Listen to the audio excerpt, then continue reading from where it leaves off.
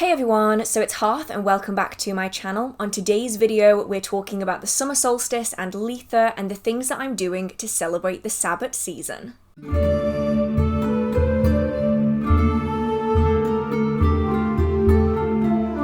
Now I'll be honest, I very nearly didn't make this video, and even as I'm filming this, we are just days away from the summer solstice. And the reason I've been putting it off is that it just doesn't feel like Litha. We are meant to be at a point of year where we're celebrating the abundance and prosperity of the sun and solar energy, and if you live in England you know, it's rained for basically every single day since the start of June, and it doesn't seem to be stopping anytime soon. There's just something about this year that has not made me want to celebrate it in the way that I would normally celebrate it. So I figured let's talk about the things that I actually am doing to celebrate the Sabbat. Now I think it's important to say here that not all pagans and witches will celebrate the Wheel of the Year celebrations. Some will pick and choose which ones they choose to work with and which ones they don't. Others will choose to disregard them entirely. It's an entirely individual choice how, when, and if you celebrate any of these Sabbats. So if you plan on doing different celebrations, let me know down in the comment section. I would absolutely love to know. Now this year, emphasis on solar energy just hasn't been there for me. It's been cold, it's been wet, I still have my heating on and we're halfway through June. That is just not normal. I live in my house jacket basically 24/7. My Baphomet slippers have come out. Yes, I do have fluffy, like stuffed animal like Baphomet slippers. Don't judge me, they're very comfortable. And it just hasn't felt warm enough. So when it came to setting up my altar, which is one of the first things I did to celebrate the Sabbat, it ended up looking quite different than it usually would.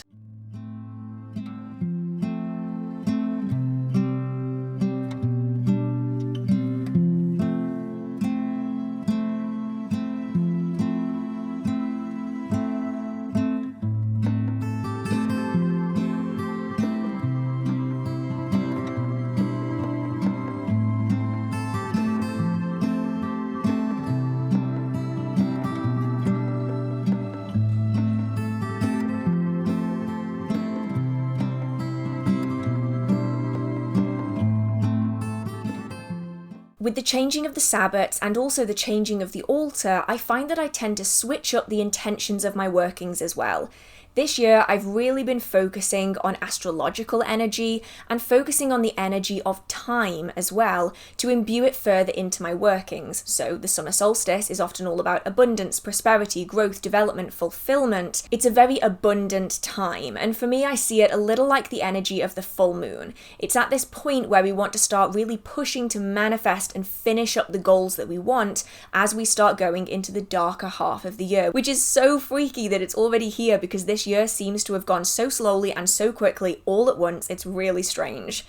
So this is the energy that I'm really wanting to focus on. And so the offering candles that I'm adding onto my altar are also going to shift and change. Now I go through a lot of offering candles. Usually they are tea light candles, and they're going to be dressed and worked with for slightly different intentions to really imbue that into the energy I'm trying to manifest. If I'm working with a particular spirit, it may well just be a plain candle. If I'm working with a particular spirit for a specific intention, I may then alter the kind of oils and the kind of energies that I'm working with, and that's really what I'm going to be putting on the altar at this Sabbat season, are candles that are designed to focus in on that abundant energy and direct it towards something really useful. Astrologically speaking, we have been in chaos the past 6 months. It just seems to be one thing after another, and so I really want to be focusing that positive solar energy onto something actually positive, and so that's the emphasis. Each of the tea light candles is kept in a safe, secure box, so they're not being interacted with by lots of different energies, so I don't feel the need to cleanse them. But if your tea lights have perhaps been in a busy space, perhaps they've been around other energies and intentions, you might want to give them a cleanse. Now alongside this, I'm using a piece of citrine. Now this is heat-treated amethyst. Some of you are not going to feel comfortable with that. For me, I've had great success working with it, and I plan to continue to do so. It's a lot more affordable and accessible for a lot of people. Just be aware of what it is before you buy it, and don't let yourself get fooled into thinking it's natural citrine. Now this is actually the stopper to the sun water that I made last year. So if you haven't seen that video, that's another one that I'll link in the description box. I made a makeshift stopper for the bottle that I used. And so this citrine has all of the energy of that solar water mixed into it during a Sabbat where it was a lot sunnier than it is right now. I'm then going to be dressing it with some oil. This is the Litha oil that I got from Sons of Asgard on my most recent trip there. If you haven't seen the video of all the things I got, I will leave it linked up here if you do want to check that out. So I'm using 3 drops on these candles. 3 for me is a really potent number. It always has been. For me, it is the number of manifestation. That isn't necessarily going to apply to everyone, just that's what it is for me. And then I'm going to be dressing the candle in a clockwise motion.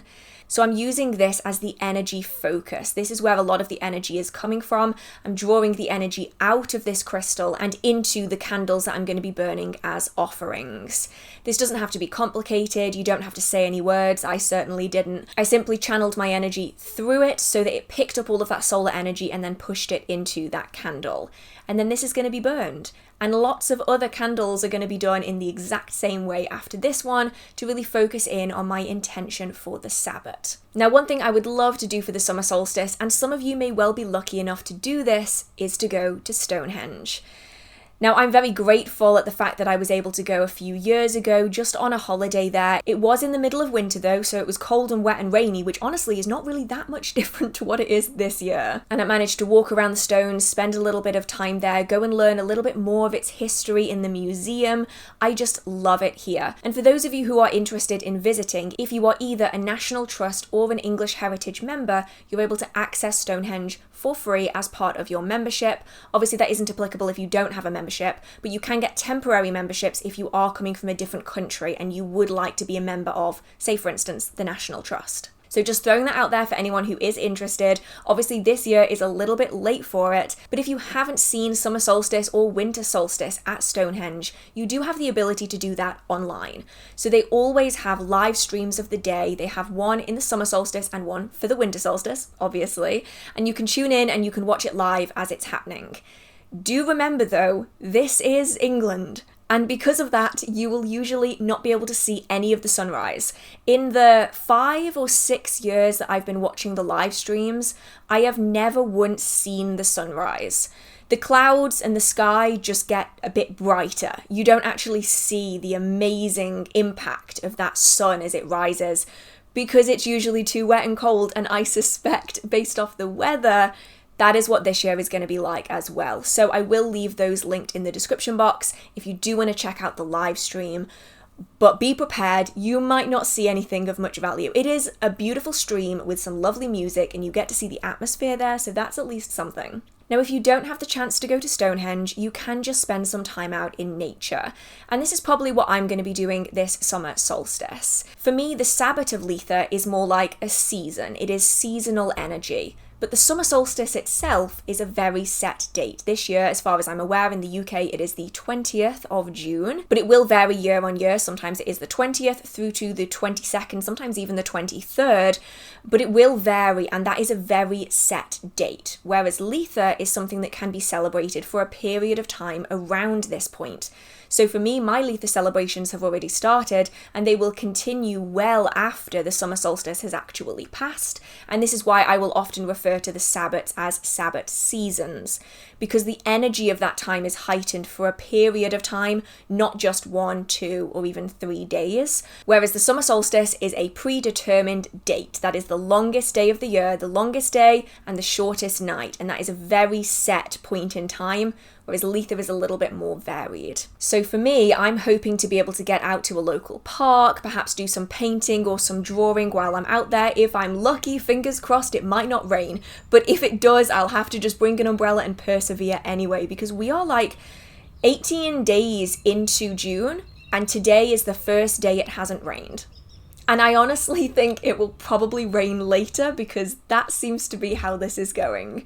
So if all you can do is get outside into nature, then do it. Sit in a back garden, sit on a balcony, go for a walk around the city.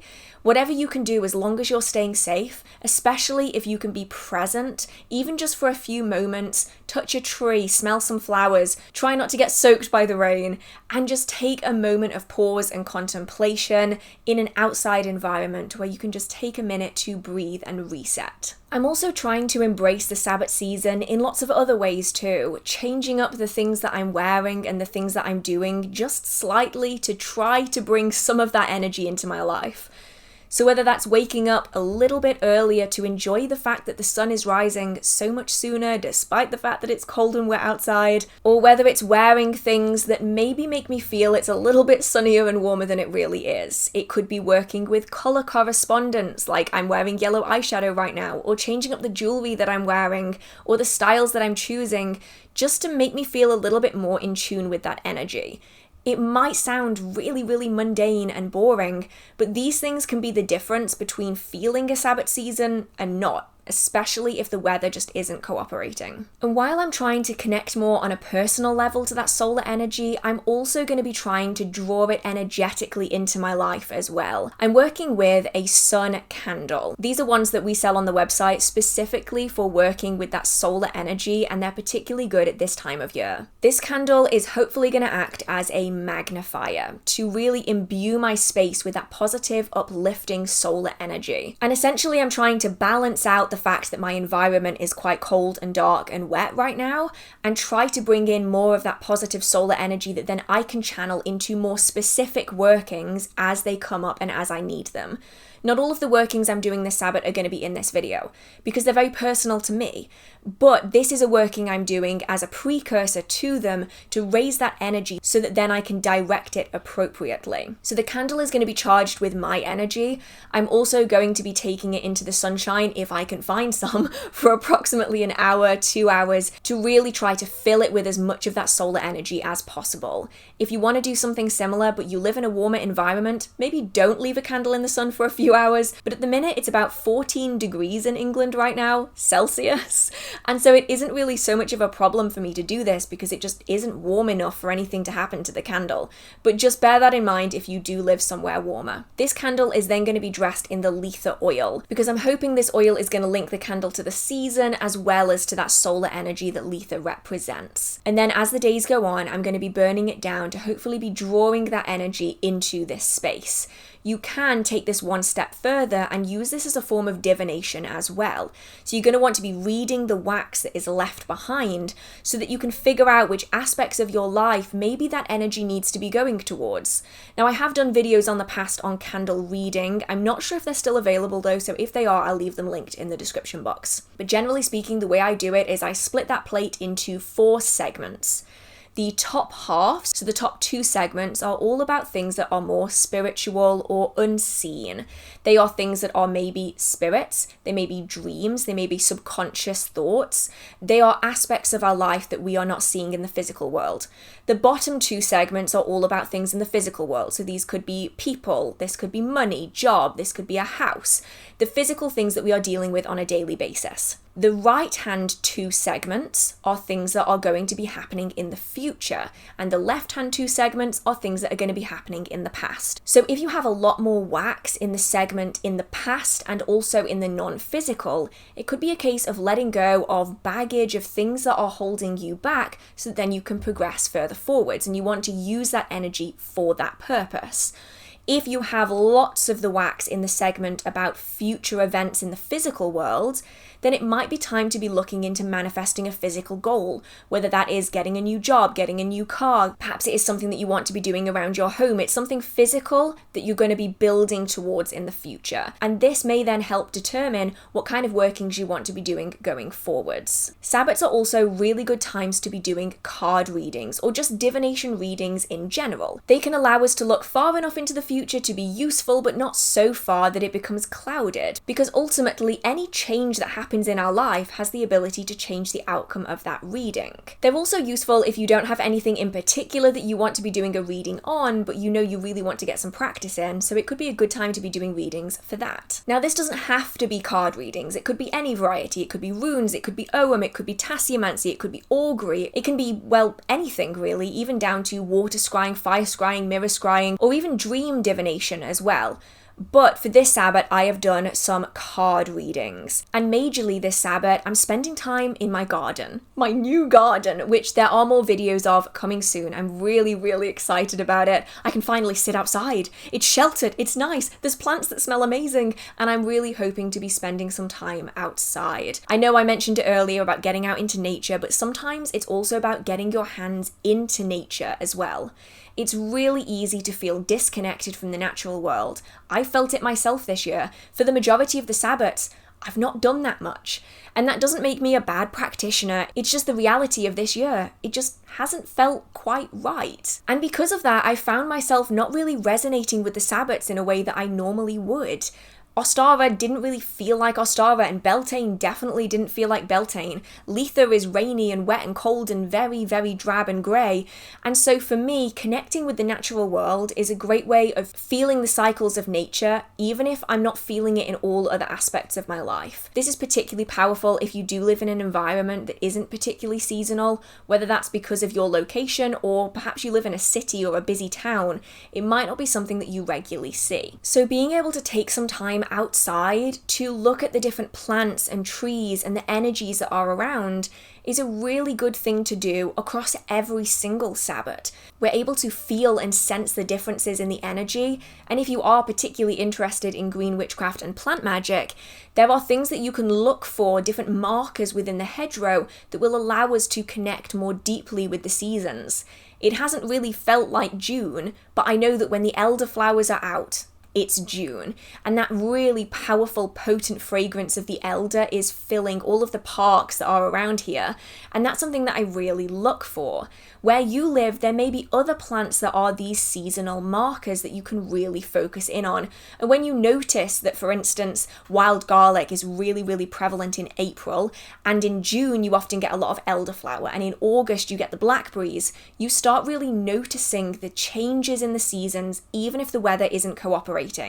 And then if you want to, when you're able to, you can also include these seasonal plants within your own magic or within your own cooking as well, especially when we're talking about elderflower.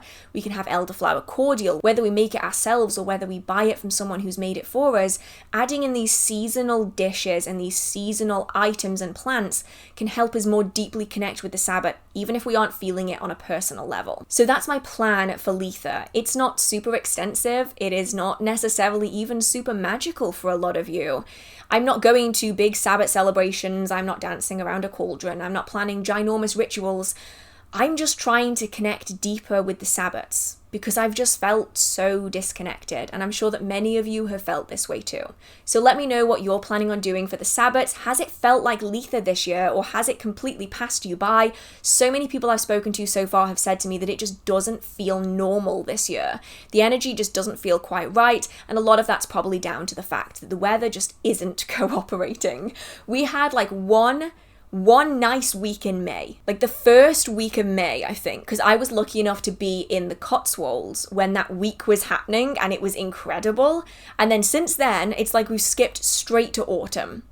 So let me know what you all think. If you did enjoy this video, feel free to give it a like. It means a lot to me. This is really an old school video for me. I've not done one of these in a long while. If you have any questions, comments, concerns, video ideas, or just want to chit chat with the community, feel free to post a comment down in the comment section. And if you do enjoy the magical, I'm eating a hair. Yeah, tap, tap. And if you do enjoy the magical content on this channel or in this video, feel free to hit subscribe. I try to post magical content every single week. Okay, with that being said, I hope you're staying safe. I hope you have a marvelous magical day. I hope you have a fantastic Litha and Summer Solstice, or whatever it is that you celebrate, and I will see you in the next video. Bye! I put earrings on for this video, and I realized that you never saw them for the entirety of this video. Okay, that's fine. Never mind. Okay. I've got to pull my finger out and edit this video so quickly. Life has been chaos. Everything has been happening all at once. And all of a sudden, I saw something pop up on my feed, like yesterday, the day before, where someone was like, it's 3 days till Litha. I'm like, what? 3 days? That is not enough time. That is not enough time. So hopefully you are like me and you're also celebrating over a season. Otherwise this video is going to be completely pointless. But I digress. Let's try and get it done.